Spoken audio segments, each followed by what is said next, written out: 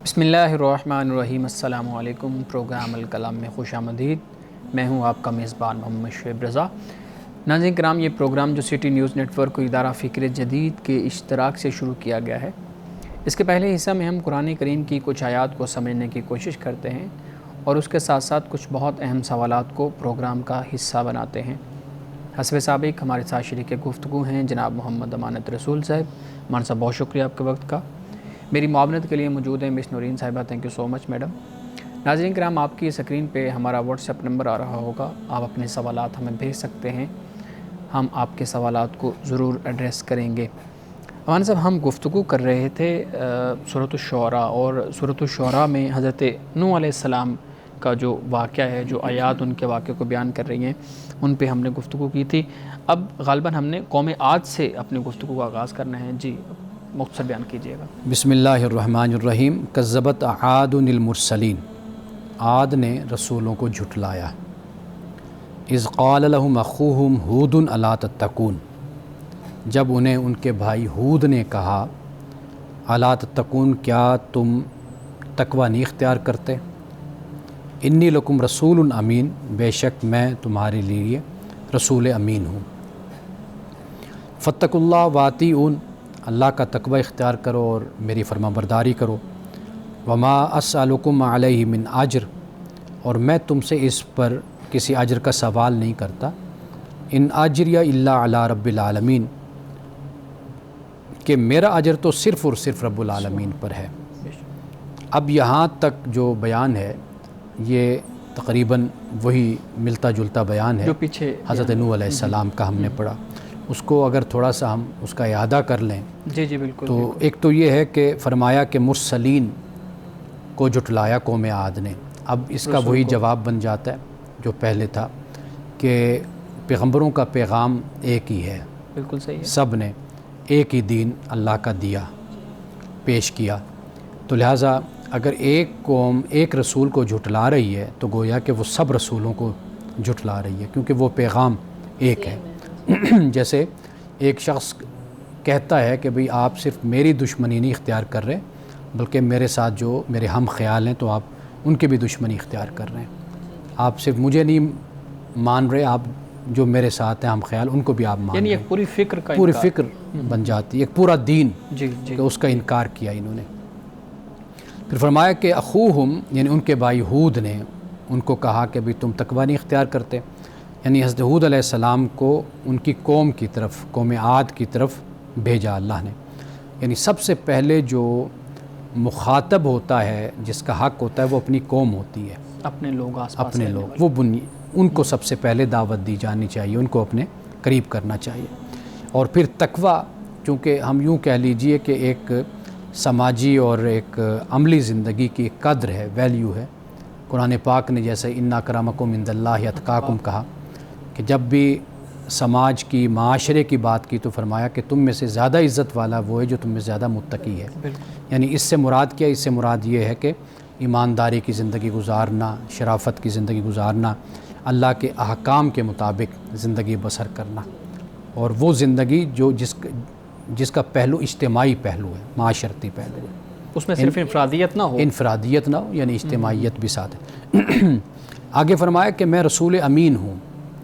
ہم نے اس پہ پہلے بھی بات کی تھی کہ رسول امین، بالکل امانت دار، یعنی جو ایک تو جو پیغام ہے اس میں کسی قسم کی کوئی خیانت، یعنی جیسے خدا کی طرف سے پیغام آیا ہے اسی طریقے سے میں نے پیش کر دیا۔ صحیح۔ یعنی اس میں تو خیر خیانت کا تصور بھی نہیں کیا جا سکتا نا۔ اور پھر یہ ہے کہ امین سے مراد یعنی جو زندگی پہلے کی ہے وہ بطور گواہ تمہارے سامنے ہے کہ وہ صاف ستھری زندگی ہے، امانت اور صداقت پر مبنی ہے۔ اور میں نے اس حوالے سے یہ عرض کیا تھا کہ صادق اور امین کا جو لقب ہے یہ صرف اور صرف پیغمبر کے لیے ہوتا ہے، یعنی غیر نبی، غیر پیغمبر کے لیے استعمال نہیں ہو سکتا، اس لیے کہ صادق و امین وہی ہوتا ہے کہ جس کی ساری زندگی امانت اور صداقت پر مبنی ہوتی ہے۔ یہ بات یاد رکھنی چاہیے۔ فاتقوا اللہ واطیعون، اللہ کا تقوی اختیار کرو اور میری فرما برداری کرو۔ اور میری فرما برداری کیوں؟ اس لیے کہ میں اللہ کا نمائندہ ہوں۔ آگے فرمایا وما اسألکم علیہ من اجر ان اجری اللہ علی رب العالمین۔ یہ تمام پیغمبروں کا یہی اعلان تھا کہ جو ہم تبلیغ کر رہے ہیں، دعوت دے رہے ہیں، دین کی طرف بلا رہے ہیں، تو اس میں ہماری کوئی دنیاوی اور مادی غرض ہماری کوئی نہیں ہے۔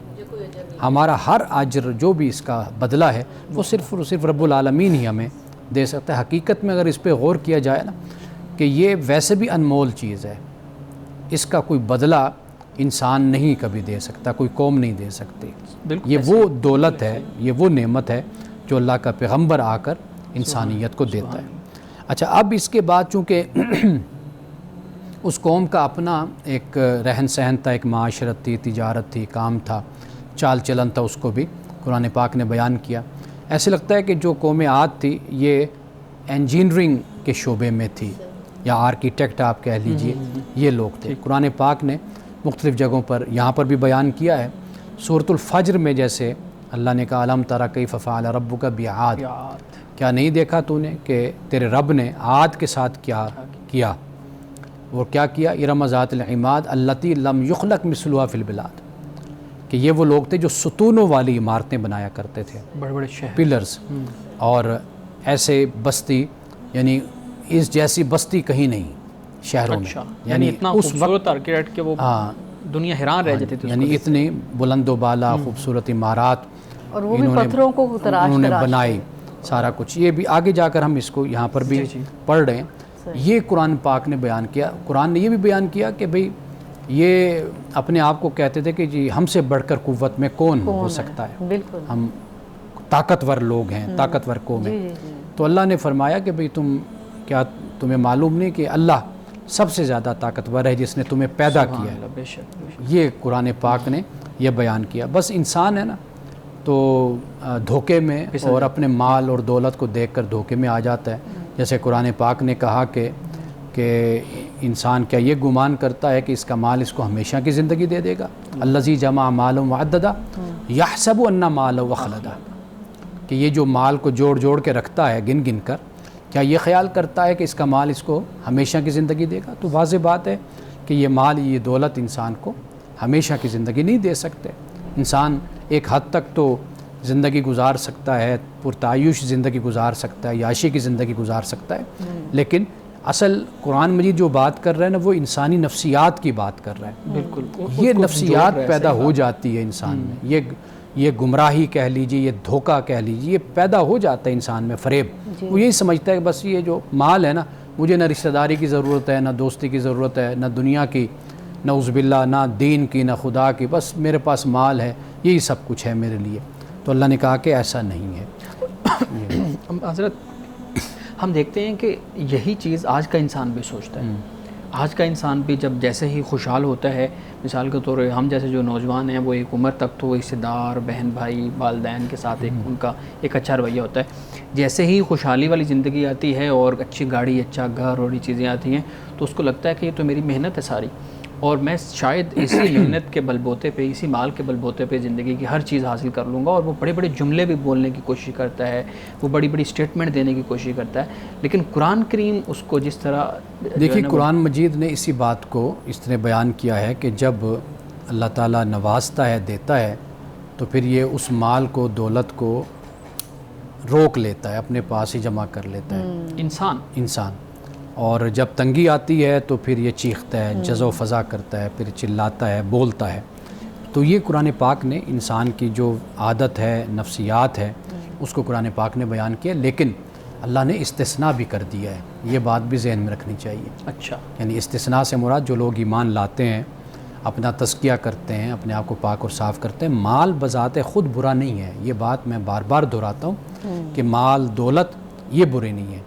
برا کیا ہوتا ہے؟ یہ انسان کا رویہ، انسان کی نفسیات، سوچ۔ لوگ غربت میں، حدیث پاک ہے کہ یہ جو غربت ہے قاد الفقر ان یکون کفرا، کہ کئی دفعہ یہ غربت انسان کو کافر بنا دیتی ہے۔ یعنی اسی غربت اور تنگی کی وجہ سے لوگ اپنی عزت بیچ ڈالتے ہیں، اپنی آبرو بیچ دیتے ہیں، دھوکہ دیتے ہیں، جھوٹ بولتے ہیں غربت کے ہاتھوں۔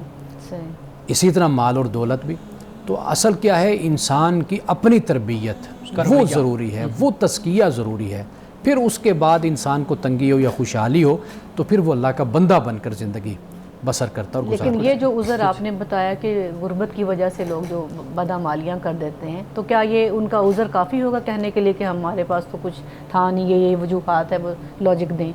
اللہ کی بارگاہ میں اللہ جانتا ہے کہ انسان کا، دیکھیے ہم جس طریقے سے ایک سٹیٹمنٹ دے دیتے ہیں نا، جی، اس میں احتیاط کرنی چاہیے. انسان کی کیا کیفیت ہے، کیا حالت ہے، کیا معاملہ ہے، کس طرح ہے، وہ اللہ کی بارگاہ میں وہ جواب دہ ہے. لیکن بہرحال اس کو اپنی بدعمالیوں کا جواب کسی نہ کسی سطح پر تو دینا ہی دینا ہے. بالکل.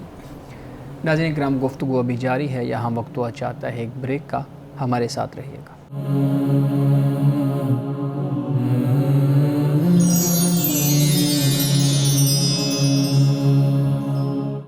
پروگرام میں ایک دفعہ پھر خوش آمدید. جی من صاحب آگے آیت پڑھیے گا. اب دیکھیے آگے فرمایا اتبنون بکل ریع آیۃ تعبسون. یہ اب حضرت ہود علیہ السلام فرما رہے ہیں، اپنی قوم سے مخاطب ہے. یا یوں کہہ لیجئے کہ اللہ سبحانہ و تعالیٰ اس بات کو اس انداز سے بیان فرما رہا ہے کہ جو ایک اہم بات ہے اس کو اجاگر کیا جا رہا ہے. فرمایا کیا تم بناتے ہو، یعنی عمارت، یادگار عمارت بناتے ہو ہر اونچی زمین پر، اونچی جگہ پر، اور کیسے بناتے ہو؟ تعبسون، فرمایا ابس بناتے ہو، یعنی فضول، لا حاصل، بس ایسے ایک یادگار عمارت تم بے بناتے ہو، مقصد. بے مقصد. اور آگے فرمایا وَتَتَّخِذُونَ مَصَانِعَ لَعَلَّكُمْ تَخْلُدُونَ، اور بڑے بڑے محل تعمیر کرتے ہو، گویا کہ ایسے کہ جیسے تمہیں ہمیشہ یہاں رہنا ہے. اب یہ قرآن مجید نے بات بیان کی، دولت کی فراوانی، پھر اس کے بعد انسان کا اگلا جو قدم ہوتا ہے وہ اس کی شان و شوکت کا اظہار ہوتا ہے. وہ تکبر اظہار کا کرنا چاہتا وہ ہے. اظہار کرتا ہے، تو وہ اپنی دولت کو پھر ایسے اینٹوں پر اور بجری پر اور سیمنٹ پر پھر خرچ کر دیتا ہے، جبکہ اسی کے معاشرے میں پھر غربت بھی ہوتی ہے، مفلسی بھی ہوتی ہے، سب کچھ ہوتا ہے. لیکن وہ کیا کرتا ہے؟ وہ صرف یہ دکھانا چاہتا ہے کہ بھئی میرے پاس دولت اور پیسہ ہے. سید حضرت سلیمان علیہ السلام، ان کے بارے میں بھی ہم نے پڑھا نا، بڑے بڑے محلات، لیکن ان کے دور میں غربت ختم ہو گئی. یعنی انہوں نے، ان کے دور میں خوشحالی تھی، تنگ دستی نہیں تھی، فراخی تھی. یہ بڑی بات ہوتی ہے، بیلنس کر دیا نا بیلنس. یعنی آپ نے محلات بنائے، قصر بنائے، لیکن اصل چیز کیا ہے؟ معاشرہ، اس کو بھی تو آپ نے اٹھانا ہوتا ہے نا. آپ کے پاس دولت ہے، مال ہے، یہ تو نہیں نا کہ آپ کے گھر میں، آپ کے رشتہ داروں میں، آپ کے ہمسایوں میں غربت ہو، مفلسی ہو، اور آپ خوشحالی جا رہے ہوں، حج کرنے جا رہے ہوں، عمرے کرنے جا رہے ہوں، اور آپ سفر کر رہے ہوں، اپنے بیٹے اور بیٹی کی شادی پر آپ کروڑوں روپیہ آپ لگا دیں، اور اسی معاشرے میں کہ جہاں پر لوگ خودکشی کر رہے ہوں، تعلیم لوگ حاصل نہ کر پا رہے ہوں، بنیادی بچوں سہولتیں لوگوں کی شادیاں نہ کر پا رہے ہوں، بنیادی صاف پانی لوگوں کو میسر نہ ہو، کتنے مسائل ہیں.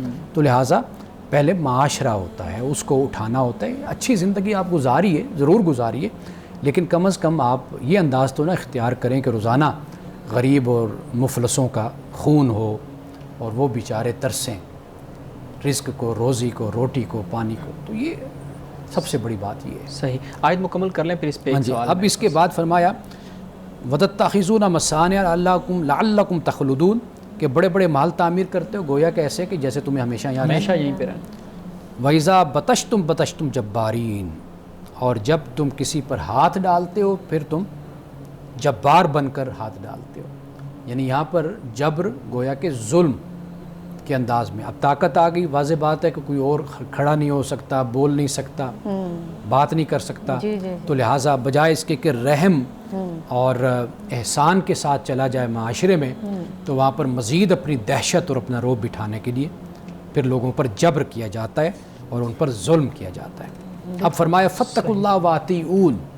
اب یہ پھر دوسری مرتبہ فرمایا کہ اللہ کا تقوی اختیار کرو اور میری اطاعت کرو. اور پھر اس کے بعد فرمایا وَاتَّقُوا الَّذِی أَمَدَّکُم بِمَا تَعْمَلُونَ، اور اللہ اور اس خدا سے ڈرو، اللہ سے ڈرو جس نے ان چیزوں سے تمہیں مدد پہنچائی جن کو تم جانتے ہو. یعنی یہ اللہ نے تمہیں وسائل دے دیے، ذرائع دے دیے، سہولتیں دے دی، سب کچھ دے دیا، تو پھر اللہ کا تقوی اختیار کرو. یہاں پر تقوی اس معنی میں کہ حدود آشنا بن جاؤ، جو اللہ کے احکام ہیں، جو اللہ نے دین دیا اور جو تمہیں کرنے کا حکم دیا اور رکنے کا حکم دیا، اس پر تم چلو.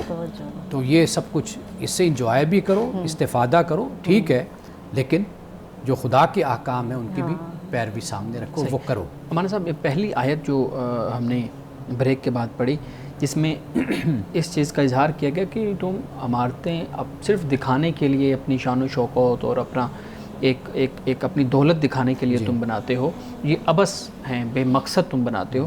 اچھا یہ بتائیے گا کہ ہمارے ہاں بھی دکھانے کے لیے اور اپنی شان و شوکت کا اظہار کرنے کے لیے، یا آپ کہہ لیں کہ اس لیے عمارتیں بنائی جاتی ہیں تاکہ لوگوں کو پتہ چلے کہ ہم کیا کر سکتے ہیں، آج کل بھی ہم دیکھتے ہیں کہ اشرافیہ ہے، کچھ ممالک ایسے ہیں، کچھ اپنے ممالک کے اندر بھی، آس پاس بھی ہم ہمسایہ ممالک میں بھی دیکھتے ہیں تو اس طرح سے چیزیں آتی ہیں کہ دنیا کی سب سے بڑی عمارت بن گئی ہے، پھر اسی طریقے سے سمندروں کے اندر جو ہے نا وہ ایسی روڈز بن رہے ہیں اور الگ سی چیزیں بن رہی ہیں۔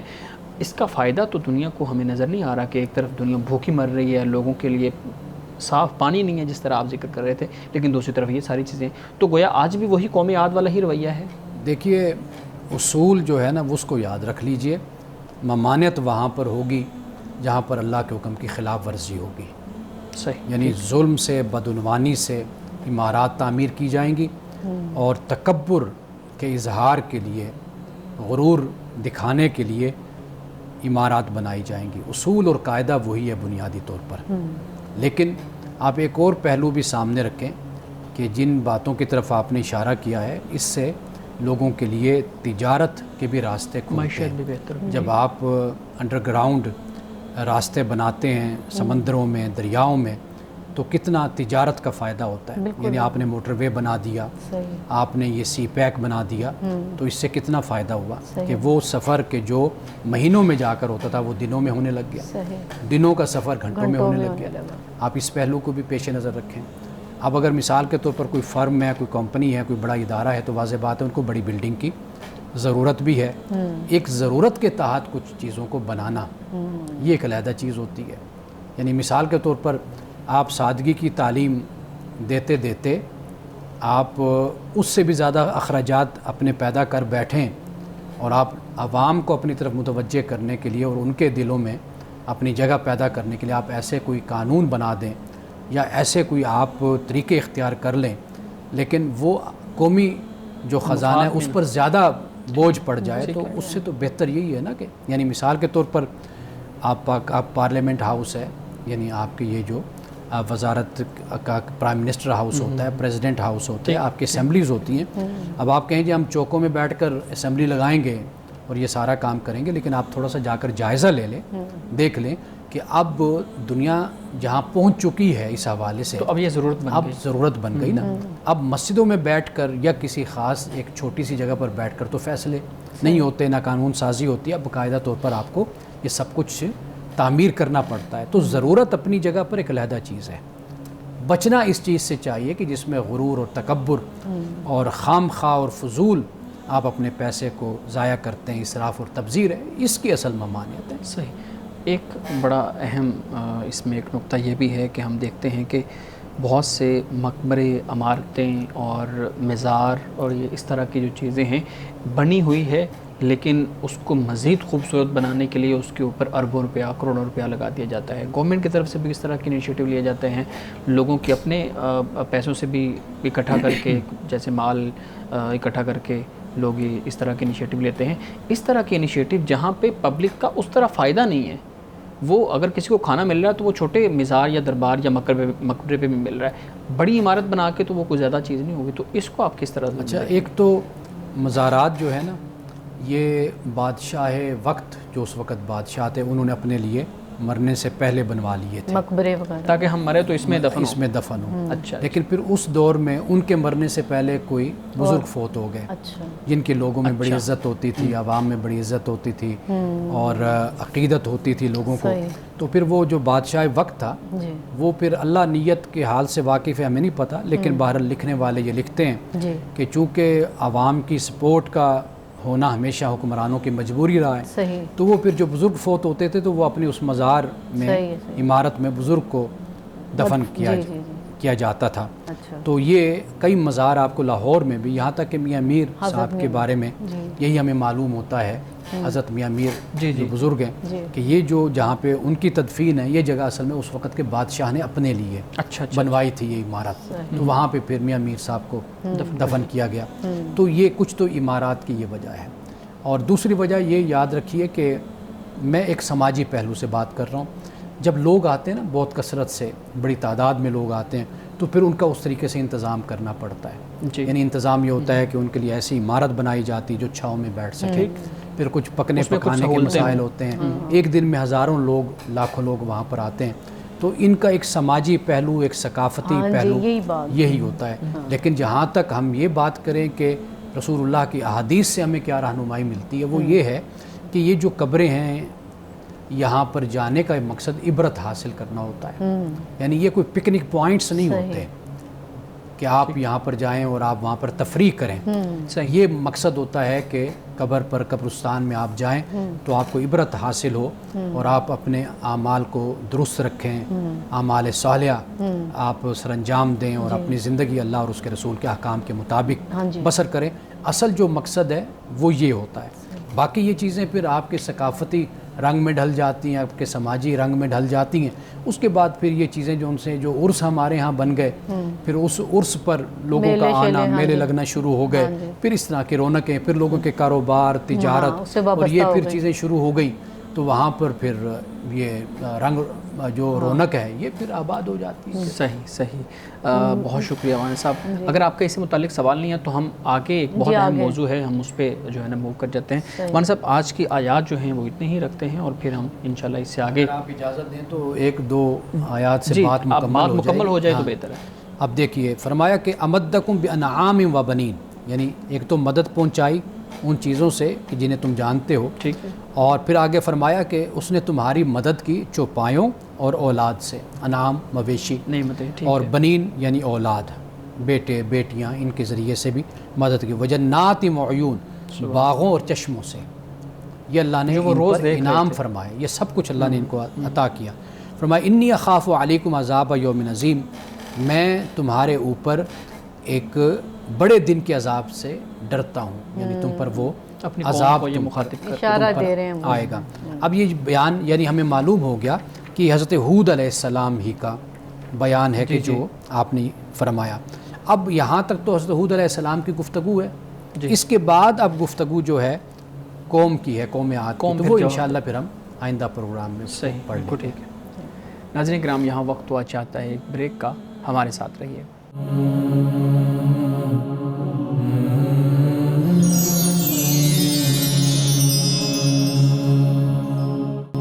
پروگرام میں ایک دفعہ پھر خوش آمدید. مولانا صاحب, ایک بہت اہم موضوع ہمارے ہاں قسم, منت, نظر, اس طرح کے جو لفظ بولے جاتے ہیں, پھر اس سے متعلق کچھ ایسے یقین اور کچھ ایسی چیزیں ہمارے ذہن میں بیٹھی ہوئی ہیں جو معاشرے کے اندر کچھ ٹھیک بھی ہیں اور کچھ خرابیاں بھی پیدائش سے ہوتی ہیں. بنیادی طور پہ میں آپ سے یہ پوچھنا چاہوں گا کہ آپ تھوڑا سا ایکسپلین کر دیں, تھوڑا سا بتا دیں, قسم کیا ہے, نظر کیا ہے, منت کیا ہے, اور یہ کب کب ہمیں ماننی چاہیے یا اٹھانی چاہیے. پہلی بات یہ ہے کہ قسم ہو یا نظر, دین میں نظر کا بڑا تصور ہے.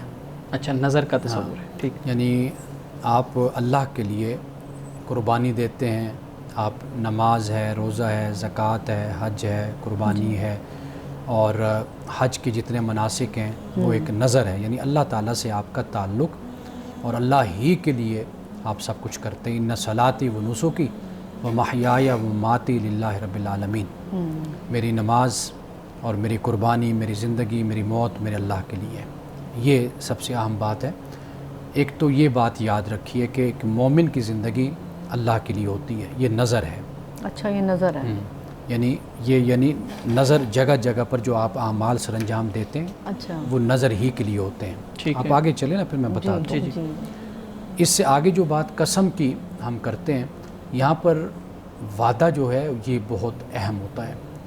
یہاں سے ہمیں یہ تعلیم ملتی ہے, جب آپ قسم سے, ہاں, اللہ کی قسم اٹھاتے ہیں, کھاتے ہیں, یا آپ نظر مانتے ہیں, تو منت نظر ایک ہی چیز ہے, دونوں, نظر ہو یا منت ہو. اچھا, ایک ہی. ہاں, تو آپ مانتے ہیں اب یہ در حقیقت عہد ہے، وعدہ کرتے ہیں، پرومس ہے، اس کو ہر صورت میں آپ نے پورا کرنا ہے۔ اس سے ہمیں یہ معلوم ہوا کہ جو وعدہ ہوتا ہے اس کی بڑی اہمیت ہے۔ بالکل ٹھیک ہے، ایک وعدہ ہے جو آپ انسان کے ساتھ کرتے ہیں، ایک وعدہ ہے جو آپ رحمان کے ساتھ کرتے ہیں، رب کے ساتھ۔ تو لہٰذا یہ آپ پر لازم اور ضروری ہے کہ وعدہ ہر صورت میں آپ نے پورا کرنا ہی کرنا ہے، وہ قسم کی صورت میں یا نظر کی صورت میں، وہ آپ نے ہر صورت میں پورا کرنا ہے۔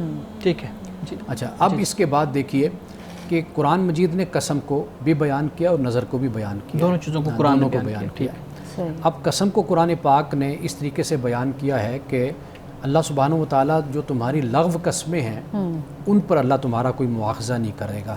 اچھا، لغو قسمیں، یا جیسے لوگوں کی عادت ہے ایک تقیہ کلام کے طور پر بولتے ہیں کہ اللہ دی قسم ہے، ہاں، یا اللہ کی قسم، اچھا جو خالی کہہ دیتے قسمیں، ہاں، ہر بات کے اندر قسمیں یا قسمیں یہ قسمیں کا کیا مطلب ہے؟ قسم اس کا اشارہ کس طرف ہے؟ یہ اصل میں یہ آپ یوں کہہ لیجئے کہ ان شارٹ بولتے ہیں، مختصر، مطلب اللہ کوئی اللہ کی مخاطب ہے۔ قسم کہنے کے بجائے صرف قسمیں کہہ دیتے ہیں۔ اوکے، تو لہٰذا یہ ایک علیحدہ بات ہے۔ قسم قرآن مجید نے کہا کہ جو لغو ہوتی ہے اس کا کوئی اللہ مواخذہ نہیں کرے گا، یعنی جو تم بولتے رہتے ہو اسے اللہ دی قسم ہے، اللہ کی قسم، اچھا، تو اس کا کوئی ہاں ارادہ جس کا ہوگا عقدتم الایمان، یعنی جو تم پختہ قسم کھاتے ہو نا، ٹھیک ہے، کہ اللہ کی قسم کہ میں یہ کام میں کروں گا، اور انسان کو پتہ ہوتا ہے کہ وہ پختہ ارادہ کر رہا ہے۔ پختہ ارادہ۔ ایک تو ہے جسے غالباً یمین غموس کہا جاتا ہے، جی، وہ ہوتا ہے کہ جیسے غلط قسم کی قسم انسان کھاتا ہے، کسی کو مارنے کی یا اس طرح کی کوئی قسم ہے یا کوئی اس طرح کی جس بات، سے پورا ہونے سے کسی کو نقصان ہاں، جھوٹ بولنے کی قسم کھاتا ہے، صحیح۔ تو اس طرح کا یا جو غصے رویہ میں ہوتا جیسے ہے، کہتے ہیں نا میں بدلہ لے کے رہوں گا قسم یہ کھا، جھوٹ جو ہے یا غلط طریقہ، تو یہ تو ویسے بھی ٹھیک ہے، یعنی اس کا کوئی وجود نہیں ہے، گناہ ہے، یہ نہیں کھانی چاہیے۔ جو قسم ہے جو جائز ہے وہ یہی ہے کہ جائز کام کی بندہ قسم کھاتا ہے کہ یہ میں ضرور یہ کام کروں گا، اگر وہ کرتا ہے یعنی پورے ارادے کے ساتھ اس نے قسم کھائی ہے تو وہ کرے، اگر وہ نہیں کرتا تو پھر قرآن پاک نے اس کو بیان کیا ہے کہ وہ 10 مسکینوں کو کھانا کھلاتا ہے، اس کا کفارہ یعنی من اوسطی، صحیح، جو درمیانہ کھانا ہے، صحیح، 2 وقت کا کھانا، یا دوسری صورت یہ بن جاتی ہے کہ وہ کپڑے ان کو 10 لوگوں کو پہناتا ہے، لے کر دے، یعنی ایک معمول کے مطابق جو اوسط کا ہے وہی قرآن پاک نے بیان کیا۔ یا پھر یہ ہوتا ہے کہ وہ اب غلام تو نہیں ہے، جی جی، تو لہٰذا 3 دن مسلسل روزے، اگر وہ یہ نہیں کر سکتا، یہ 2-3 کام نہیں کر سکتا، ان میں سے کوئی کام نہیں کر سکتا، تو پھر وہ 3 روزے رکھتا ہے، یعنی یہ کفارہ بیان کر دیا یہ کفارہ قرآن پاک نے اس کو بیان کیا۔ تو یہ قسم ہو جاتی جو ارادتاً ہے، عقدت الایمان کی جو بات ہے، ٹھیک ہے، پختہ، یہ وہ چیز ہے جس پر کفارہ اس پر لازم اور ضروری ہو جاتا ہے۔ اچھا مختصر یہ بھی بتائیے گا اگر آپ کی بات پوری ہو گئی تو قسم کس چیز کی ہے؟ یعنی اب اللہ کی قسم کا تو آپ نے بیان جی کر دیا، اللہ کی قسم، اس کے علاوہ کبھی لوگ قرآن کی قسم کھا لیتے ہیں، کبھی لوگ کہتے ہیں جی میں ماں کے سر کی قسم کھاتا ہوں، کبھی شارٹ لفظ بول دیتے ہیں، تو یہ ساری چیزیں بھی ارادتاً بھی اگر وہ ان الفاظ کو استعمال کر رہا ہے، ان الفاظ کو بول رہا ہے، تو یہ ساری منعقد ہو جائیں گی؟ دیکھیے قسم صرف خدا کی ہے، اللہ کی قسم ہے، باقی کوئی قسم نہیں ہے، باقی جتنے بھی ہیں وہ کوئی نہیں، ٹھیک، صرف قسم اللہ کی ہے۔ یہ قسم جب انسان کھاتا ہے تو تب، باقی جو چیزیں ہیں وہ جیسے قرآن مجید پر لوگ ہاتھ رکھ کے قسم کھاتے ہیں، ہم نے پہلے اس پر بات کی تھی کہ قرآن مجید اللہ تعالیٰ نے نازل کتاب فرمائی ہے، تو اس کو پڑھنا چاہیے، سمجھنا چاہیے اور اس پر عمل کرنا چاہیے۔ اللہ نے اس لیے قرآن اتارا ہے، نہ یہ کہ اس پر قسمیں کھائی جائیں، لیکن فقہا نے یہ لکھا کہ یہ قسم جائز ہے، یعنی قرآن پر اگر کوئی قسم کھاتا ہے، ہاتھ رکھتا ہے، تو قسم یہ جائز ہے، تو اب اس کو پورا کرنا اس پر لازم اور ضروری ہے کہ وہ اس قسم کو پورا کرے، تو ورنہ پھر کفارہ اس کو ادا کرنا ہوگا۔ تو ہمارے صاحب یہ جو عدالتوں میں ابھی تک پتہ نہیں مجھے اب ریسنٹ کیا ہے کہ جو پہلے تو سننے میں آتا تھا کہ اس پہ قرآن پہ ہاتھ رکھوا کے ان سے لیتے ہیں وعدہ کہ بھئی میں جو کہوں گا سچ کہوں گا، سچ کے سوا کچھ نہیں کہوں گا، تو آپ نے یہ بتا دیا فقہا کی رائے ہے کہ بھی کر سکتے ہیں، تو جو اب جھوٹے گواہیاں دیتے ہیں قرآن پہ ہاتھ رکھ کے جانتے بوجھتے ہو ان کے لیے پھر کیا؟ واضح بات ہے کہ وہ گناہ کبیرہ کے مرتکب ہیں، بہت بڑے گناہ کے پیسے لے کر لوگ یہ گواہیاں غلط جس صورت میں بھی دیتے ہیں، اگر جھوٹی گواہی ہے تو واضح بات ہے کہ یہ بہت بڑا گناہ ہے، گناہ کبیرہ ہے، ایسا شخص اللہ کی بارگاہ میں جواب دہ ہے اور سزا کے قابل ہے جو اس طرح جھوٹی گواہی دیتا ہے۔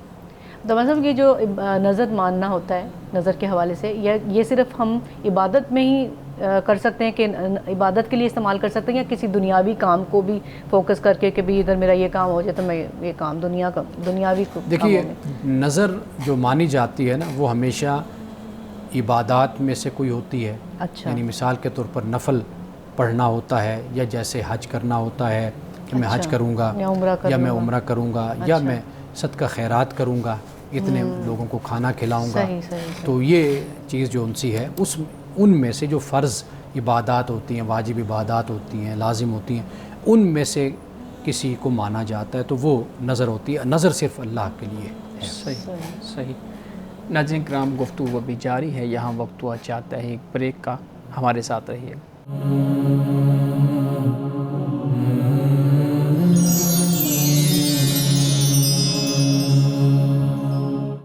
پروگرام میں ایک دفعہ پھر خوش آمدید. ہمارے ساتھ بات ہو رہی تھی نظر کی، منت کی. کچھ لوگ آپ نے بیان کیا کہ اللہ کی نظر ہوتی ہے، یا کچھ لوگ مانتے ہیں کہ جی میں اگر مجھے اللہ رب العزت نے بیٹا عطا کیا تو میں اتنا رستہ پیدل چلوں گی، یا اتنا رستہ پیدل چل کے میں کسی دربار پہ جاؤں گی، یا میں اس مہینے کے اندر جو ہے نا وہ ان ایام کے اندر اس طرح سے کچھ چیز کروں گی. اور میں نے دیکھا ہے کئی لوگ محرم کے حوالے سے بھی اس طرح کی کچھ چیزیں اپنے ذہن میں رکھ کے نا تو منت مانتے ہیں.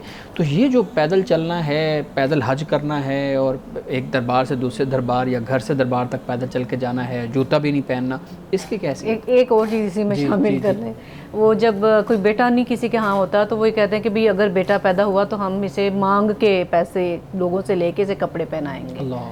یعنی کہ اس کو ہم اس طرح یہ ٹرم استعمال ہوتی ہے. میں نے خود مجھے ہماری میڈ ہے بلکہ وہ کہہ رہی تھی کہ بھی ہم نے یہ منت مانگی ہوئی ہے کہ اللہ ہمیں بیٹا دے تو ہم لوگوں سے پیسے لے کر اس کو کپڑے پہنائیں گے. آپ مجھے یہ بتائیے جو باتیں آپ نے بیان کی یا جو بات آپ نے بیان کی اس کا کوئی حوالہ قرآن سے یا حدیث سے کوئی ملتا ہے اس کا؟ بالکل نہیں ملتا. اگر کوئی پیدل سفر کر رہا ہے جوتے اتار کر کسی مزار تک جا رہا ہے یا کوئی بھی اپنی منزل مقرر کر لیتا ہے، مجھے بتائیے کہ اس کا کوئی ذکر ہمیں کہیں پر کوئی حدیث میں ملتا ہے؟ اصل جو چیز ہے ایک تو نظر اللہ کے لیے، دوسرا یہ ہے کہ ان عبادات میں سے نظر کی ادائیگی ہوتی ہے، وہ منت یا نظر مانی جاتی ہے کہ جو عبادات میں ہے. صحیح. اب یہ پیدل چلنا یہ کیا عبادت ہے؟